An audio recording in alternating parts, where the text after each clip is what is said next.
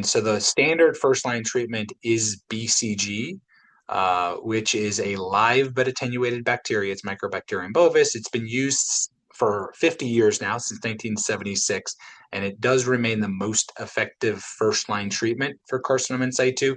And the success rates with that are somewhere between 60 to 80%, and that certainly increases when maintenance BCG is given.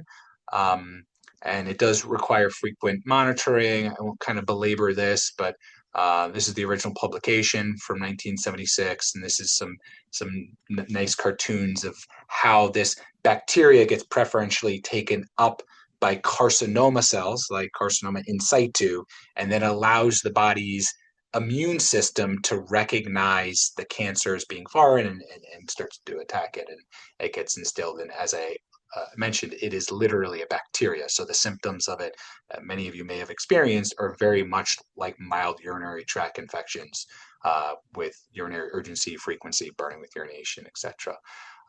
Many of you are probably also aware that there is a BCG shortage, and this is kind of the timeline. I won't kind of belabor this too much, but there is what appears to be light at the end of the tunnel after well over a decade of dealing with the shortage. There is this new factory that is supposed to be completed by Merck by hopefully within the next 6 months or so, and that's supposed to hopefully resolve the BCG shortage, and it will become more available. And this is just some details as to why the manufacturing of BCG has been so challenging. So, when BCG does not work as the first line option, historically, radical cystectomy was really the only effective treatment option. And to be forthright with you, it still remains the only definitively curative option for BCG unresponsive carcinoma in situ. But there's been major advantages, and there are numerous potential available options at this point. I won't go through each one at this point in time, because the way these drugs have been FDA approved, it's all through single arm, non-randomized trials. And it is impossible, and I think often misleading, for people to try to make head-to-head direct comparisons across these trials. But with this designation of BCG unresponsive carcinoma in situ, which we won't go into, there's not enough time, there has been an increasing number of available treatments, and there will be, I think, several more that will be options. And there's also several chemotherapy options as well that are put into the bladder that are used off-label in the so-called real world. And in carefully selected individuals, retreatment with BCG may be a very viable option. So to the point that I was kind of making with BCG unresponsive treatments, which one is best for an individual patient? I personally think it's nearly impossible to figure that out. And that's because of all the reasons I was just talking about. It is difficult to identify. There's various different quality metrics for TURBT that's questionable about, how these single arm, non-randomized trials could have been conducted. And as was just eloquently highlighted, it also depends on who the pathologists are. And there's different pathologists across these different trials. There's different patients who are being enrolled in these trials. They would have gotten different treatments and, different amount of carcinoma in situ. And I think that all matters.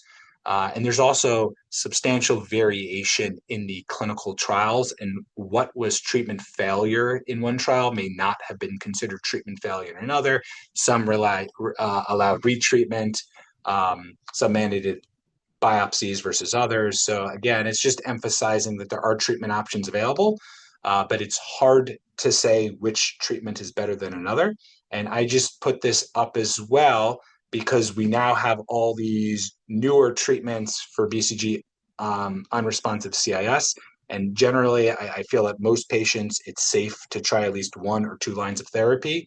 But I think we also should not ignore the fact that radical cystectomy is a potentially definitively curative option for patients who are able to undergo it and willing to. And almost regardless of the urinary diversion option, we do see that patients do bounce back and do have very good quality of life, patient-reported outcomes after cystectomy. after that initial period of time. And I think just highlighting this is a Beacon involved initiative by Andrew Smith and John Gore. The Situ study, that was a non-randomized comparison between individuals with BCG unresponsive disease, BCG failure, choosing between bladder sparing therapy and radical cystectomy.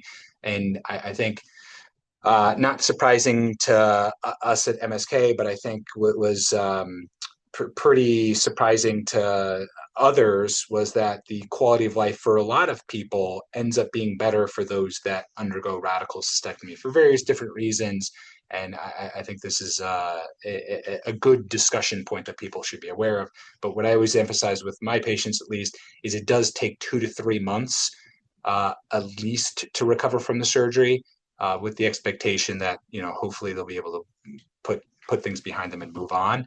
But I do believe that a lot of patients with non-invasive recurrences, it is safe it is reasonably safe for most patients to try a couple of lines of therapy. So moving forward, there's now efforts to trying to improve treatment strategies, because although we now have some FDA-approved treatments, without going too much into it, very few of them are actually durable, and most of the results we're only seeing is about 12 months to less than 2 years, essentially.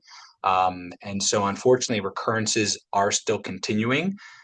So we need better treatments for sure. And so some of them are focused at immunotherapies to improve the immune response. Some of them are focused at improving chemotherapy delivery and combinations. What I personally think is most interesting are combining both chemotherapies and immunotherapies as well, especially with BCG, with the goal of developing durable long-term responses without the need for surgical removal of bladder, without the need for cystectomy. So just highlighting one of them, and just selfishly because I'm the principal investigator for this national trial, but also because a lot of the preliminary data was supported from Beacon, and kind of highlighting that the effort and the research initiatives and the funding from Beacon really can make an impact. And also a lot of the Beacon patient advocates who hopefully are on this call did provide feedback on this trial that I found incredibly helpful. So if anyone ever on this call has the opportunity to do that, it is very helpful for clinical trialists like myself to hear from you about what is something you like or don't like about a trial to make it so it's very patient-centric, really. So this is just the GAIN study, which is combining intravesical gemcitabine with BCG for individuals who have previously been treated with BCG, but their cancer came back, and the current standard of care is retreatment with BCG alone. And so, that's just one example of a trial that's up and coming. Other research efforts are also on finding better ways to detect and monitor carcinoma in situ. And a lot of these are more and more focused on urine. So urine-based molecular tests are coming forward with the idea that maybe we could avoid potentially doing as many cystoscopies, as many biopsies, and potentially detect and better personalize the frequency of surveillance cystos. This is another example of work that our group is doing that was supported again in part by Beacon, the Young Investigator Award that I had previously won. And so this is looking at carcinoma in situ, identified by the urologic oncologist as well as the genital urinary pathologist. And this is what's called the Kaplan-Meier curve. Just very quickly, 100% of people cancer-free, 0% of people cancer-free, and then just followed over time. And as you could hopefully see, the red bar is no carcinoma in situ. The blue bar is yes carcinoma in situ.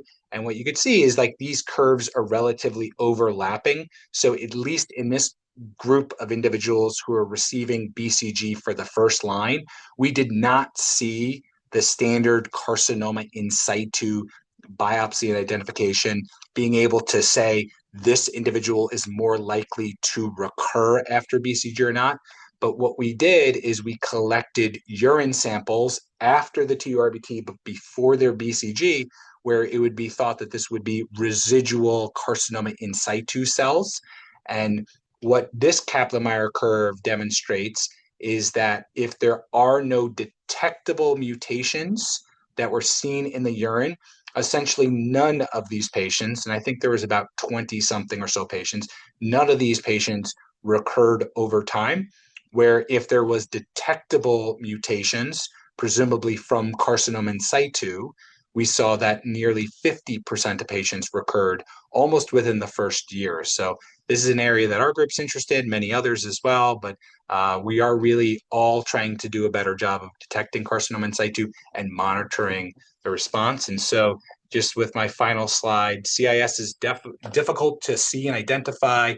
It does often require some degree of expertise to identify and to make sure it's treated properly. BCG is still, in my opinion, and guidelines, etc., the most effective first line option. But when we start to get into the second line options, that's where it becomes more individualized. And there are many bladder preserving options that now exist for BCG unresponsive CIS, and that patients should ask about these available options, including clinical trials. And it is all about shared decision making in this situation, and figuring out what's best for each individual patient. And this is improving. And then, I'm very excited about the role for urinary biomarkers in this space. So with that, I thank everyone for their time and attention.